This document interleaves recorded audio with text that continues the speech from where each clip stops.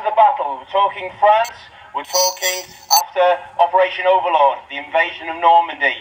This is typical French countryside that the Allies would be facing, and light woods, light coppices, and flat, green, lush fields. And they'll be fighting a German army that still has a lot of fight in it, highly trained infantry, a lot of good weapons, and it's a difficult task. And this is going to be a difficult task for the Allies this afternoon. We have a small peasant village that could be booby-trapped or mined, they don't know. And what we see in front of us is a checkpoint. And these are manned by American troops of the 101st, or Screaming Eagles, a very, very famous American regiment. And these checkpoints will be set up all over the French countryside and the Low Countries to try and catch German spies, for instance, who perhaps were dressed up in American uniform.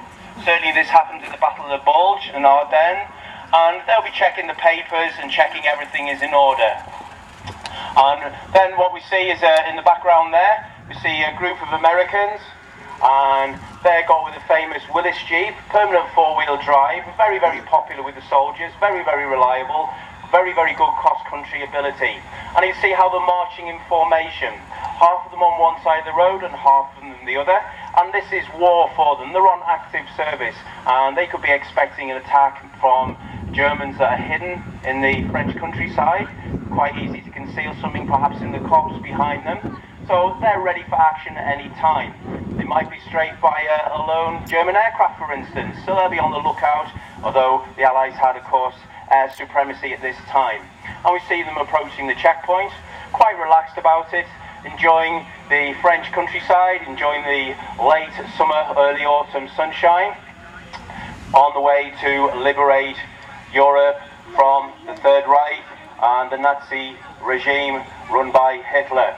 Now, very close cooperation between the Americans and the British at this point, both working together, sharing the same equipment. A lot of equipment was lent to the British from the Americans, the famous Thompson submachine gun, and a lot of tanks as well. The Sherman tank was used by a lot of British units and proved reasonably popular with them. American equipment, very well made and very robust, and especially if well looked after, the Thompson submachine gun was probably one of the best submachine guns of the war. Very, very happy to see each other, checking the passes, with colleagues in arms, fighting from all the states in America, brought over, and they were fighting with the British to liberate Europe. Notice how they take position as well. They are in occupied countryside, perhaps could be facing some Germans. They don't know where an attack's going to come from, so they try and secure the perimeter with an all-round defence, and if they are attacked, they can bring down some firepower onto the Germans quite quickly, because they're facing the right way.